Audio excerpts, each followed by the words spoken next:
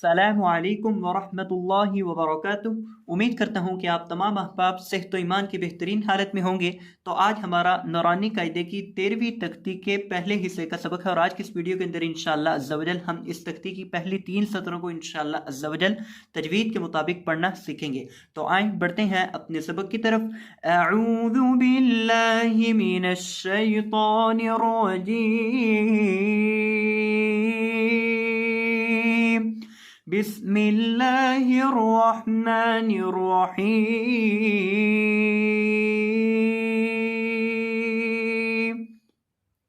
बा पेश रॉबुर रॉ दे री बुर्री जा लबर जा बुर्रिजा। बा पेश रॉबुर रॉ दे री बुर्री जा लबर जा बुर्रिजा। अब यहाँ हमारे पास इस लफ्ज के अंदर पहला हरफ है बा और बा के ऊपर पेश है। बा के बाद रॉ के ऊपर तशदीद लिखी है, ये तशदीद की अलामत है। जब कोई भी हरफ मुशद्दद हो तो उस हरफ को या साकिन हरफ को हमेशा अपने से पिछले हरफ के साथ मिलाकर पढ़ते हैं। तो रॉ को हम बा के साथ मिलाएंगे।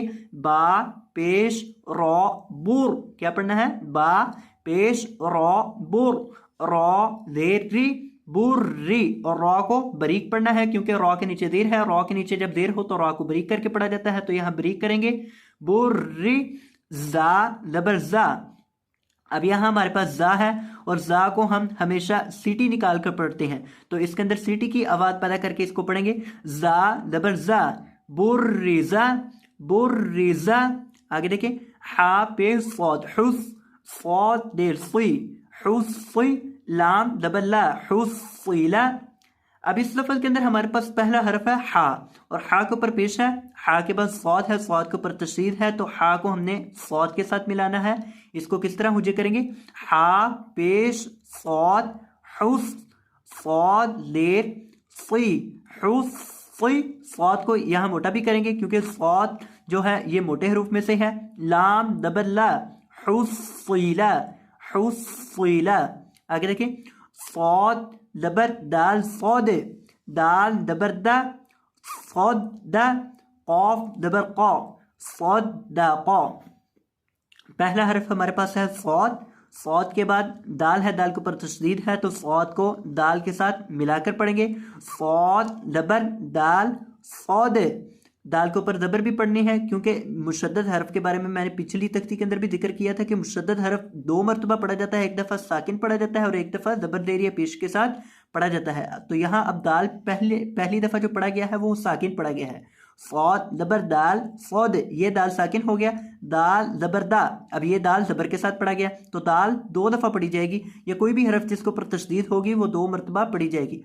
सौद दा कौफ दबर कौ सौद दा कौ। अब यहाँ सौद को और कौफ को दोनों को आपने मोटा करके पढ़ना है और दाल को सख्ती के साथ।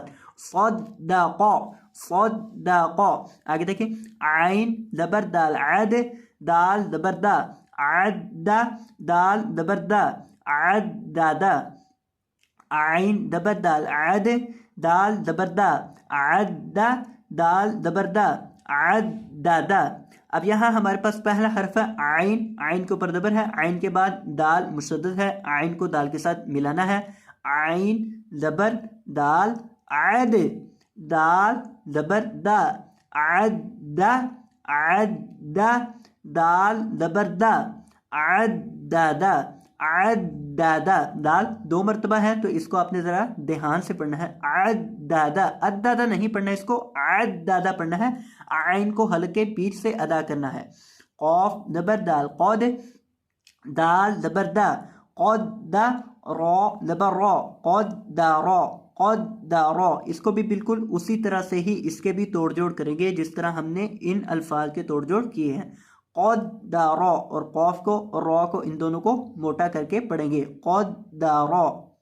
काफ दबर दाल कर दाल दबर दा कर दा बा दबर बा कर बा। काफ दबर दाल कर दाल दबर दा कर बा दबर बा कर बा। अब यहाँ काफ है, काफ के ऊपर दबर है, काफ के पास दाल मुशद्दद है, काफ को दाल के साथ मिलाना है। काफ दबर दाल कर दाल दबर दा कज़्ज़ा। अब दाल के अंदर आपने सीटी की आवाज पैदा करके नहीं पढ़ना, इसको अक्सर लोग पढ़ देते हैं कज़्ज़ा, कज़्ज़ा नहीं कज़्ज़ा। अब इसका पढ़ने का तरीकाकार क्या है ये भी देख लें। दाल के पढ़ने का तरीकाकार है, जुबान की नोक जब सामने वाले ऊपर के दो दांतों के किनारे से लगती है तो दाल अदा होता है। बा दबर बा कज़्ज़ाबा।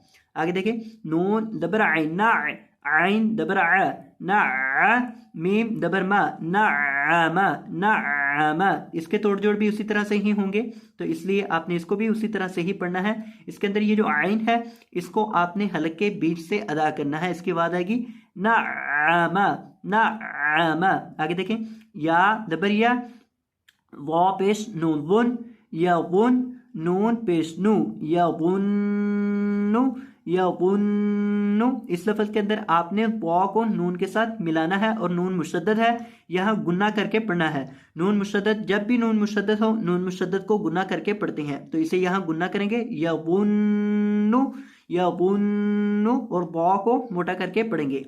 या दबरिया हा पेश बौद हुब, या हुब बौद पेश बू, या हुब बू। या दबरिया हा पेश बौद हुब, या हुब बौद पेश बू, या हुब बू। अब यहाँ पौध मुशद्दद है, इसको सख्ती के साथ अदा करेंगे और पौध को मोटा करके पढ़ेंगे।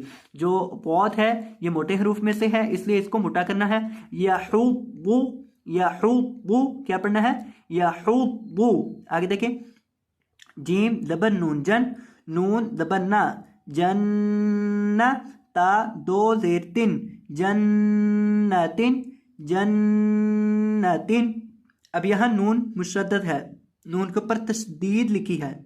नून जब मुशद्दद हो तो नून को गुन्ना करके पढ़ते हैं, जिस तरह हमने यहाँ गुन्ना किया था। नून जब भी मुशद्दद हो नून को गुन्ना करके पढ़ते हैं, तो यहाँ भी मुशद्दद है, यहाँ भी गुन्ना करेंगे।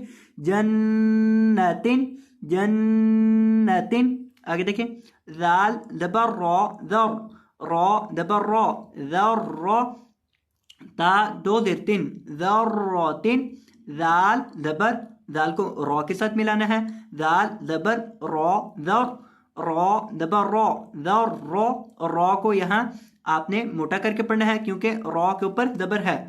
दर्र, ता दो देर तिन, दर्रतिन, दर्रतिन। आगे देखिए, कॉफ पेश वाव कुव, वाव दबर वा कुव्वा, ता दो देर तिन, कुव्वतिन। कॉफ को वाव के साथ मिलाएंगे और वाव के ऊपर दबर पढ़ेंगे। कॉफ पेश वाव कुव, वाव दबर वा कुव्वा, और वाव को पढ़ते वक्त होंठों को गोल करके पढ़ेंगे।